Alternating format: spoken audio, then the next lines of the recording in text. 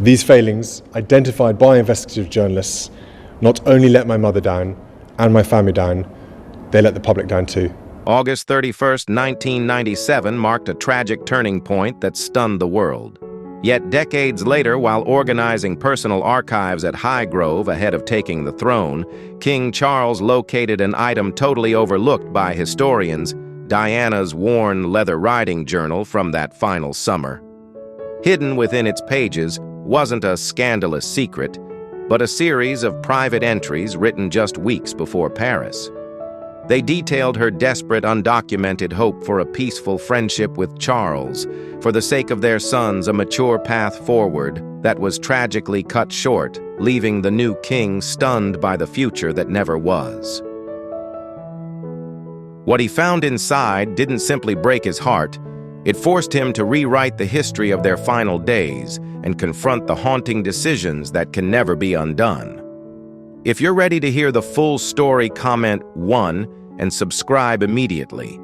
We aren't just looking at old artifacts. We are revealing a decades-old communication that has redefined the monarch's legacy, a package that silenced the palace and changed the man behind the crown forever.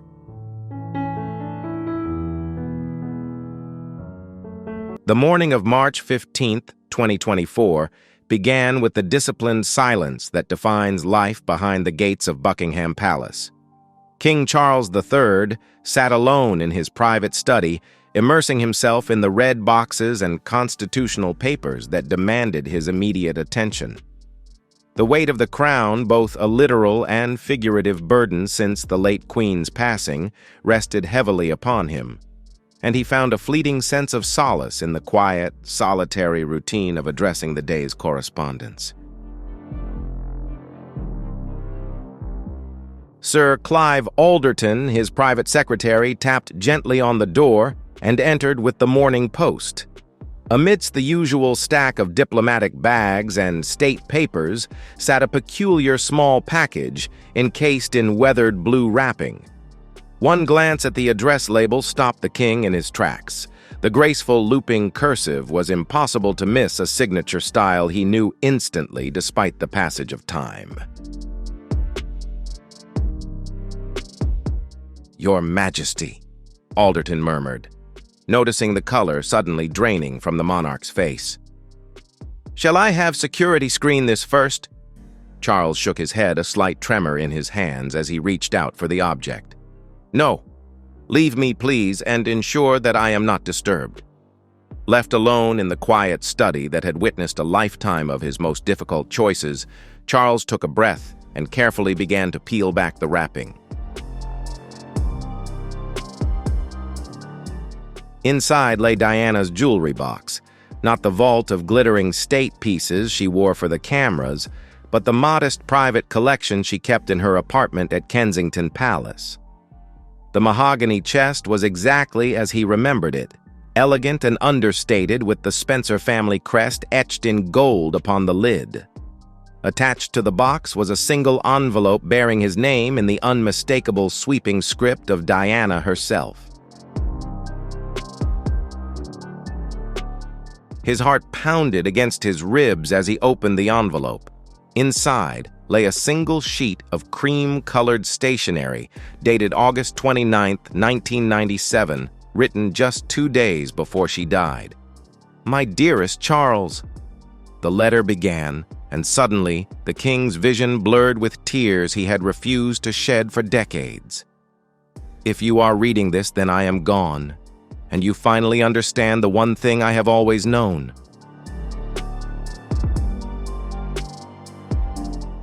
Beneath all the agony and our public battles, we never stopped loving each other. This box holds the truth I could not speak to you while I was alive. Open it when you are ready to remember who we were before the world demanded we become something else." With trembling hands, Charles set the letter aside and lifted the lid of the jewelry box. A wave of jasmine and rose, her unmistakable scent, rose from the box, dragging him back to the beginning, to the fleeting happiness they shared before the demands of the crown dismantled their story. Yet it wasn't the jewelry that drew a sharp breath from the monarch. Hidden under the silk lining was a second note resting next to an object that was about to rewrite the entire history of their union and her tragic end. This was the secret Diana had guarded. His fingers shook as he retrieved the second note from the box's hidden compartment. It was written frantically, a desperate scrawl dated just hours before she left for France. The ink was smudged in several spots, bearing the physical trace of tears shed in those final moments. "Charles, I am heading to Paris tonight, but I cannot leave without telling you the truth.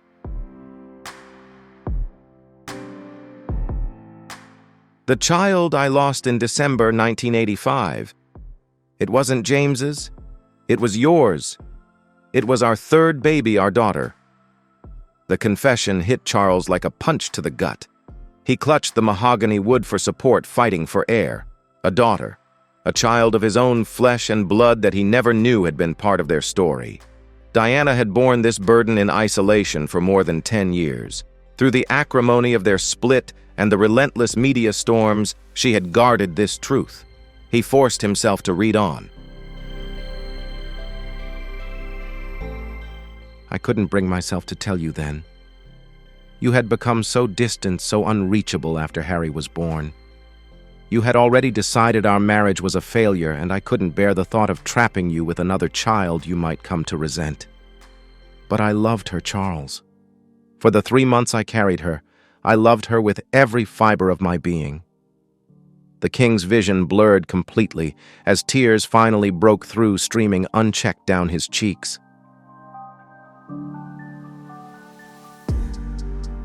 He vividly recalled that winter, remembering how Diana had seemed so different, pulling back from public life, pleading exhaustion. He had callously written it off as her usual emotional theatrics, burying himself in state affairs and his relationship with Camilla.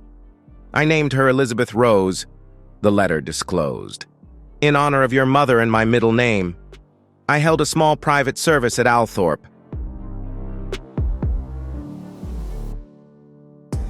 It was just me and the priest. She was laid to rest in the Spencer family plot under a stone that reads simply, 'Beloved daughter.'" The letter continued, "I visit her every year on her birthday, December 23rd. The king's sobs echoed through the hollow study as the pieces of the past fell into place. It explained every somber Christmas Eve, all those times Diana seemed lost in grief, disappearing for hours, only to return with eyes red from weeping. He had dismissed her pain as a symptom of their failing marriage, never suspecting she was honoring the memory of their child. There was, however, one last item. Resting at the base of the box was a small velvet bag. It held a white gold locket centered with a delicate diamond, a piece of jewelry entirely unknown to him. Clicking the latch open, he felt his composure crumble. On one side rested a picture from their engagement, freezing them in time, young, smiling, and full of promise. On the opposite side was a grainy sonogram, faint, yet undeniably outlining the form of their unborn daughter. Charles pressed the locket against his chest and wept for the child he never knew existed. He cried for the wife who had carried that agony in silence, and for the love they had forfeited to pride, duty, and the crushing weight of the crown. The letter had laid it all bare. Fighting through his grief, Charles realized the box held one final secret.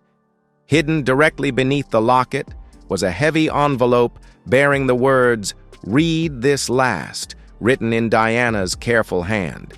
His fingers trembling, the monarch opened it to discover a diary excerpt dated from her very last summer, July 15th, 1997. "I've been thinking about us again, Charles. About who we really were, not the roles we performed for the tabloids and the palace. Do you remember our first night at Balmoral before the engagement? We walked by the lake under the starlight, and you confessed you were afraid of becoming king because you didn't want to lose yourself in the crown.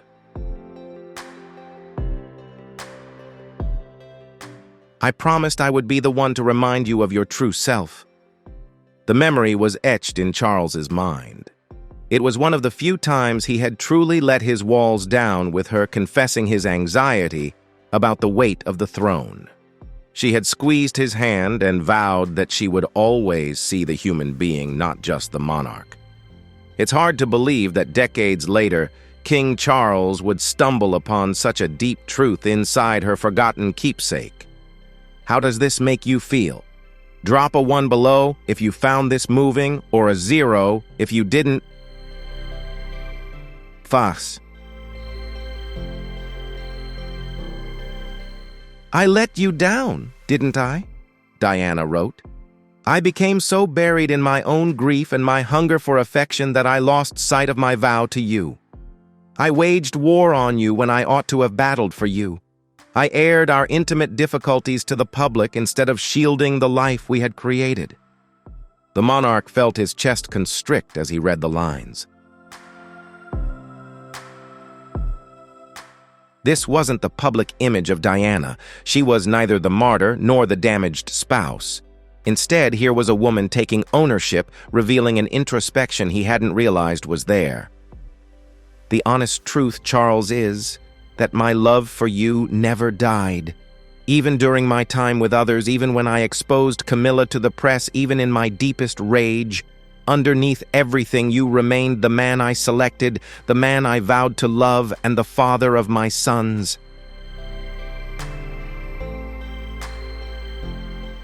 Charles put the pages down, utterly overwhelmed. Diana's public narrative was one of betrayal and abandonment. But this private confession revealed a completely different story. She had been protecting something, not just herself, but perhaps him as well. I know about the letters you wrote. The entry read, and Charles felt his blood run cold. The letters you wrote to me after we separated but never sent. Edward discovered them in your desk and let me know. All the apologies, the professions of love, the deep regrets. Why did you never send them, Charles? Why did we both pick pride instead of honesty? The monarch's hands trembled uncontrollably. He knew exactly which letters she meant. He had drafted scores of them after the split, baring his soul, pleading for pardon, and confessing his failures.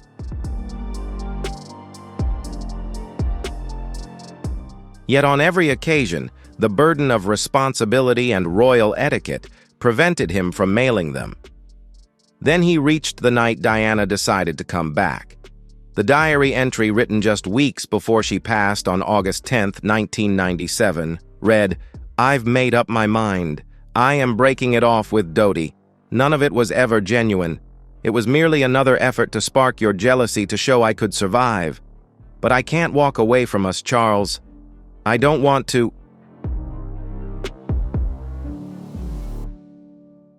But I can't move past us, Charles. I simply don't wish to.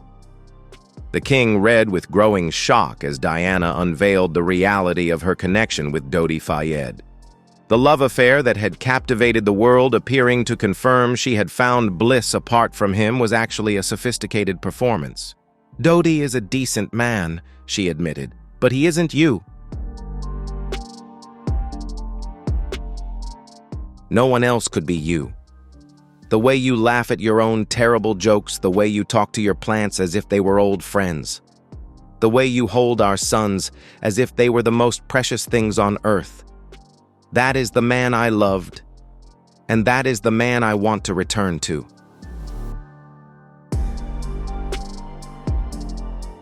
The king's tears fell steadily onto the pages. Diana had been planning to come back to him. After all the agony, the public humiliation, and the bridges that seemed irrevocably burned, she wanted to come home. I've been thinking about what we could be if we cast aside court protocol and public expectation, she wrote, not as a king and his divorced wife, but simply as Charles and Diana.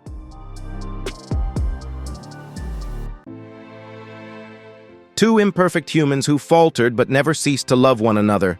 Two people who made incredible children together and could create an incredible life together if we just had the courage to try. The journal disclosed Diana's precise intentions. She planned to break it off with Dodie while in Paris, then come back to London to organize a secret reunion with Charles. She had even composed a note to the Queen requesting leave to pursue a truce with her ex-husband. "I realize that Camilla will remain a fixture in his life," Diana wrote with painful honesty.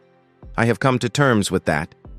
Yet I also know that what we share is genuine, profound, and worth battling for. Maybe we can discover a path to honor both our history and our future."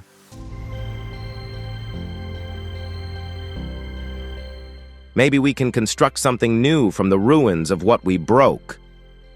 It hit Charles with painful clarity that this was more than just a reconciliation. She had been mapping out a total rebirth, an opportunity to rewrite their narrative and become the partners they should have been all along. But she never had the opportunity to make that phone call, schedule that meeting, or dispatch that letter to Her Majesty. The Paris trip, meant to mark a new beginning, turned out to be the closing act of her life. That phone call never arrived. The following entry was dated August 30th, 1997, the eve of the accident. Charles struggled to see the page through his weeping as Diana's final written words laid bare the profound tragedy of the bond they never got to repair. "Tonight I nearly called you Charles. I held the receiver in my hand 3 separate times, ready to dial. I longed to tell you of my choice to return home, to give us another try. Yet my courage failed me. What if you have moved on? What if you do not wish for my return? What if I have caused you too much pain to ever be forgiven?" Charles remembered that night with agonizing clarity. He was at Balmoral, alone in his office, gazing at the phone and wondering if he should make the call. He had heard about her time in Paris with Dodie, seen the images in the papers, and his heart was racked with jealousy and remorse. He had also picked up the phone repeatedly, wanting to tell her the truth of his emotions, wanting to battle for their union one final time. "My thoughts keep returning to our wedding," the journal entry read. "It isn't the massive public celebration I think of, but that stolen moment in the private room after the vows. Do you recall, we were granted 3 minutes of privacy before being rushed off for pictures. You held my hand and told me, 'We made it, Diana. Whatever the future holds, we did this together.' In that moment, I felt such pride in being your wife. So proud to have chosen this life with you." The king broke down in sobs as he recalled that private interlude. Amidst all the chaos and pageantry of the royal wedding, those 3 minutes were the most genuine, unguarded moments they ever shared. It was the last time they felt like true partners, rather than actors performing in a royal drama. "I want us to feel that way again," Diana wrote. "To feel like a team facing the world together instead of apart. I know it won't be easy. The press will go into a frenzy. The palace will object. But our sons deserve to see their parents truly happy, not just pretending for the cameras." The diary revealed that Diana had concrete plans for their reconciliation. She planned to return to England for good, putting an end to the endless traveling and the high-profile romances. She wanted to collaborate with Charles on joint charitable causes, merging his environmental advocacy with her humanitarian missions. Most importantly, she wanted to be a family again, not for the sake of the public eye, but for themselves and for their boys. "I am ending things with Dodie tomorrow, and after that I will return to you," the last note stated. "I fear your rejection, but I fear never making the attempt even more. I love you, Charles. I never ceased loving you. I pray it is not too late for us." However, that tomorrow never arrived. That phone call was never placed. The reunion never happened. Charles remained behind, clutching the journal of the woman who was poised to come back to him before destiny stepped in with brutal finality. The truth about Paris. Hidden further inside the box, he discovered an item that froze the blood in his veins. It was a distinct envelope bearing the words, "Urgent for Charles only," penned in Diana's distinct script. Enclosed was a note exposing the true motive for her last visit to Paris. It was nothing like the narrative the public had heard. "Charles, should something happen to me in Paris, you must understand that this trip is not what it looks like. True, I am with Dodie, but not for the reasons the tabloids think. 3 weeks ago, I received a lead on our daughter on Elizabeth Rose. Someone found out about her about the loss I never mentioned to you. They threatened to expose the story unless I withdrew from the public eye permanently." The king's hands trembled violently as he absorbed the words. Diana's last voyage wasn't a romantic escape. It was a frantic mission to shield their family's most private secret from exploitation. "The contact claims to possess medical records from the private clinic where I was treated after losing Elizabeth. Records that were meant to be destroyed. They want me to retreat to end my humanitarian work and to fade into obscurity. If I refuse, they will publish everything: the pregnancy, the loss, and the fact that you never knew.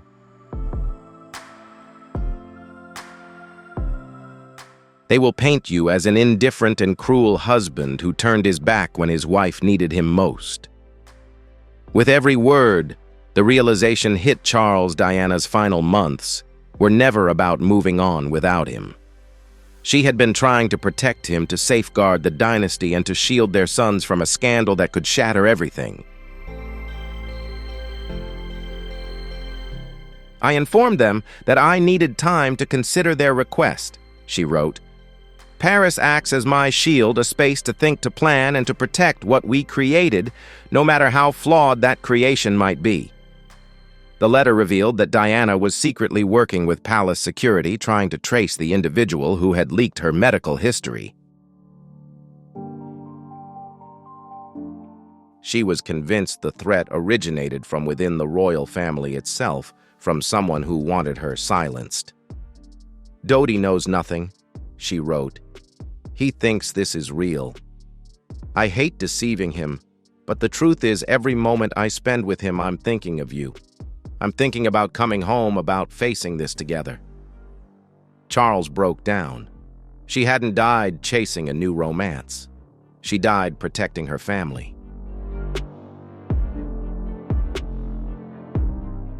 "If they manage to silence me," the letter ended, "promise me you will remember the real me. Tell William and Harry that their mother loved their father until her last breath." Charles crumbled, broken by the truth.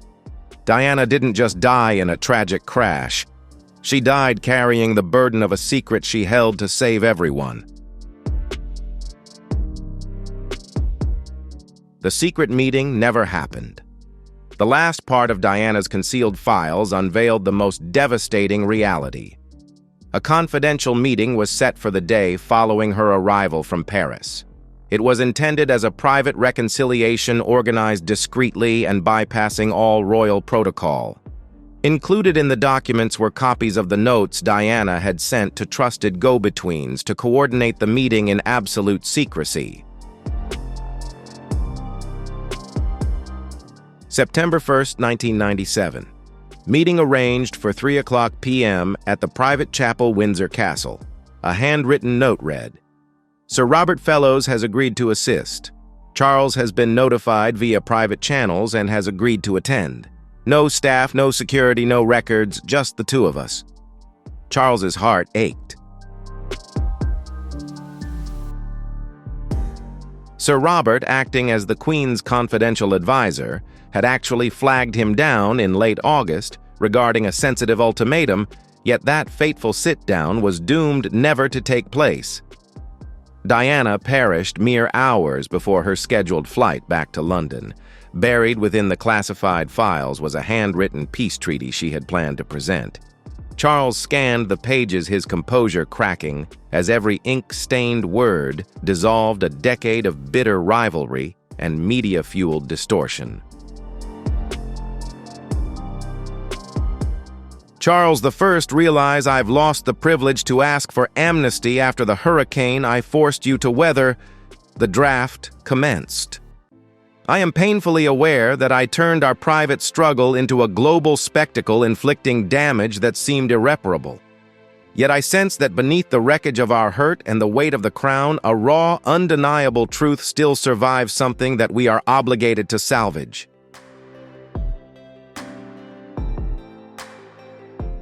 Diana laid out a radical blueprint for a clandestine reconciliation, stripping away the royal pageantry. Her priority was securing a perimeter for the nuclear family, just her Charles and the boys shielded from intrusion.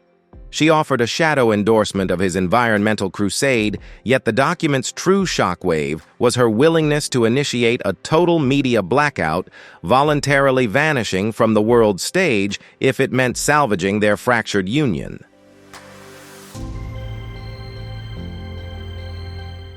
I am surrendering the celebrity status, Charles. The flashbulbs and the adulation have lost their currency. I require you. I require the sanctity of our bloodline.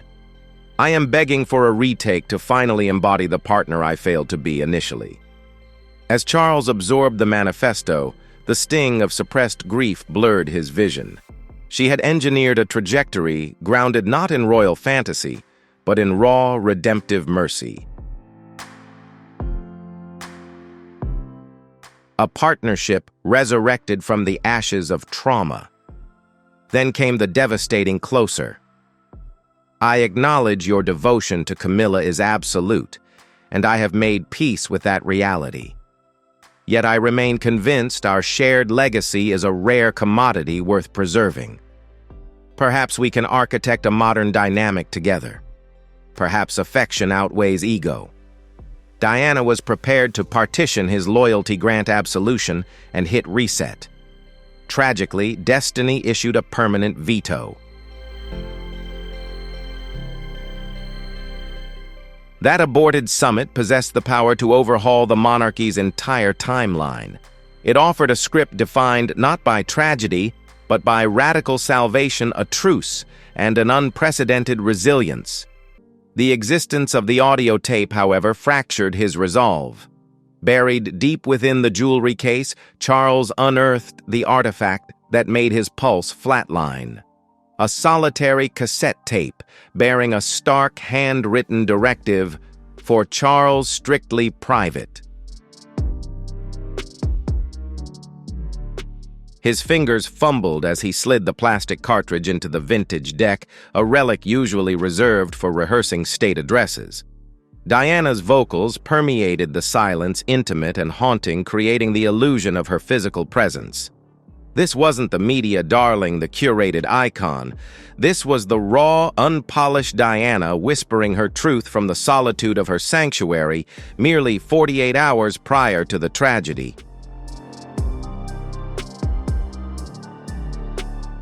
Hello, my darling Charles. The recording commenced, and the sovereign openly wept. That specific term of endearment had been their classified constant, surviving the divorce decree and even their most toxic verbal wars. I am archiving this because I lack the fortitude to confront you face to face, yet this confession is mandatory. Her delivery wavered with raw intensity, the sentences punctuated by heavy, pregnant pauses. I was recklessly naive, Charles. So unyielding. I allowed my private agony to calcify into resentment, and I weaponized that bitterness to dismantle you. I apologize. I am profoundly sorry for conducting a public demolition of our character when I should have been the guardian of our foundations. As Charles listened, Diana began to audit the specific chapters of their shared history. The screaming matches that once felt apocalyptic now echoed as the distress signals of two shattered souls unable to bridge the divide. She assumed full liability for the illicit affairs the backchannel deals with the tabloids and the calculated campaigns to humiliate him publicly.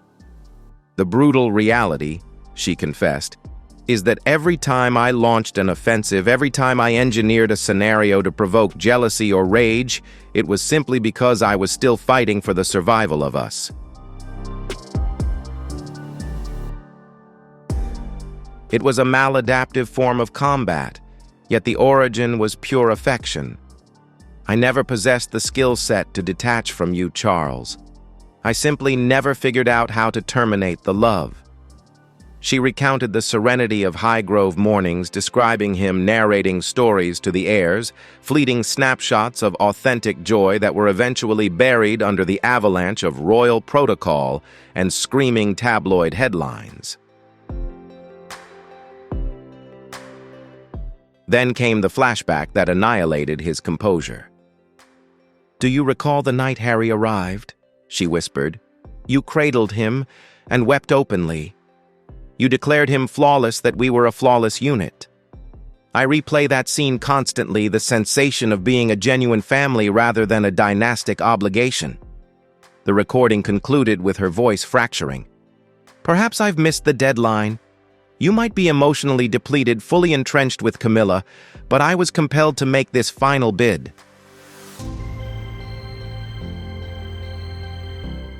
You remain the absolute love of my life. Even if I no longer hold that rank for you, I am returning to base Charles. I am coming back to wage one last crusade for us."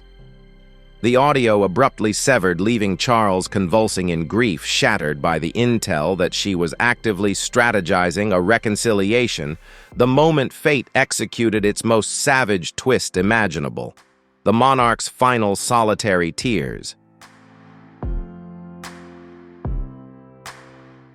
Concealed among the final artifacts in the jewelry case was an envelope labeled "Charles's rebuttal embargoed indefinitely." Inside lay a manuscript in his own distinctive script, a document his conscious mind had completely repressed. As he scanned the pages, the flashback hit with agonizing clarity. It was the peace treaty he had drafted during the 0 hour of their divorce, a missive he ultimately lacked the nerve to dispatch. Via some inexplicable channel, Diana had intercepted this draft and archived it for years, holding it in reserve for the tactical moment to prove the sentiment was reciprocal. "My dearest Diana," his own penmanship confessed, "I realize I forfeited the right to petition for grace after the magnitude of my failures. The undisclosed truth is that I was paralyzed by the terror of loving you without restrictions.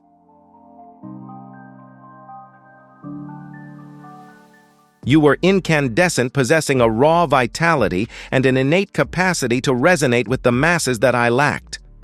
My terror was that if I dismantled my defenses, you would witness my inadequacy, how emotionally atrophied I had become, shackled by the expectations of the crown." The manuscript unmasked Charles's crippling imposter syndrome regarding their union. "Camilla represented a sanctuary," he admitted with savage candor.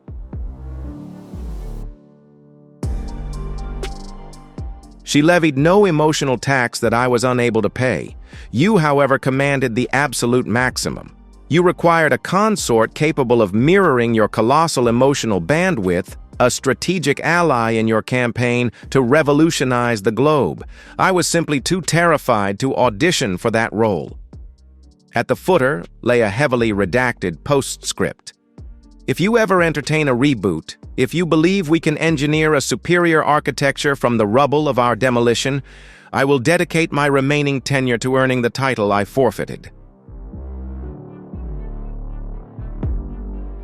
As dusk settled over London, Charles remained barricaded in his study, surrounded by the scattered artifacts of Diana's final bequest.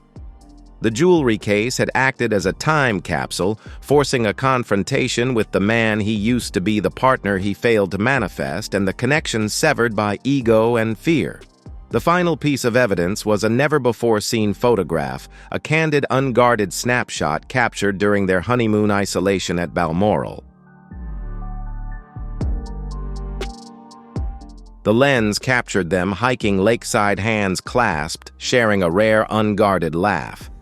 On the flip side, Diana had penned a manifesto: "This is our default setting. This is what is recoverable." The epiphany washed over him. Her final year wasn't a drift away, but a calculated trajectory back to his side. Every flashbulb romance and tabloid scandal was simply leverage in a twisted waltz of pride and passion, executed while she secretly blueprinted her return.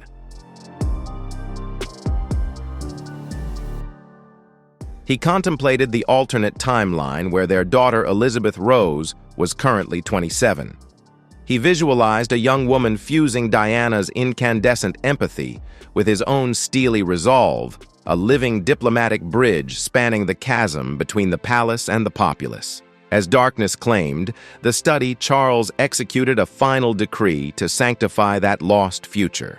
He would charter a discreet philanthropic initiative, the Elizabeth Rose Trust, dedicated to supporting mothers navigating the silent trauma of pregnancy loss. Charles methodically secured the entire archive, correspondence, audio logs, and visuals back into the jewelry case.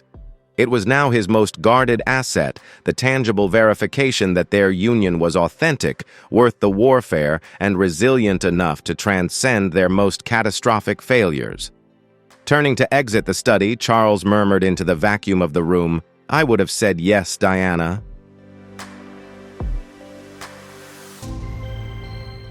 Had you executed that return, had you petitioned for a second term, I would have consented. The confession he was too arrogant to voice 27 years prior was finally released, reverberating through the shadows of a chamber dense with ghosts and regret, testament to a bond destined to outlast the monarchy itself. The unvarnished reality of the Charles and Diana saga is infinitely more intricate and devastating than the public narrative ever dared to suggest.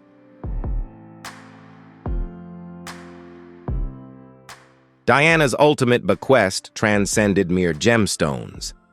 It served as forensic evidence that their narrative didn't terminate with the divorce decree, but was actively vectoring toward a truce when the catastrophe hit. The sovereign's grief isn't just for the loss, but for the stolen timeline. A potential sequel, a modernized alliance, and an affection finally sophisticated enough to outmaneuver the ego and the tactical errors of their history.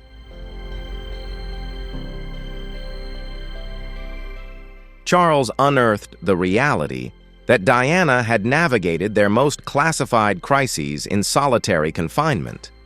The covert loss of a potential third heir, the security threats that necessitated her Paris exile, and the ultimate tragedy, her tactical decision to repatriate to his side. Now the sovereign confronts a binary choice: permanently embargo these revelations, or declassify a truth capable of revising the House of Windsor's legacy forever. What is the king's final play regarding Diana's last manuscript? How will this declassified emotion reshape his tenure and the complex dynamics with the heirs? Keep your eyes on this channel for the continuing saga of dynasty tragedy and the secrets that bind the House of Windsor beyond the grave. We appreciate your viewership on this deep dive. If you found this report compelling, please hit like and subscribe to fund our next investigation.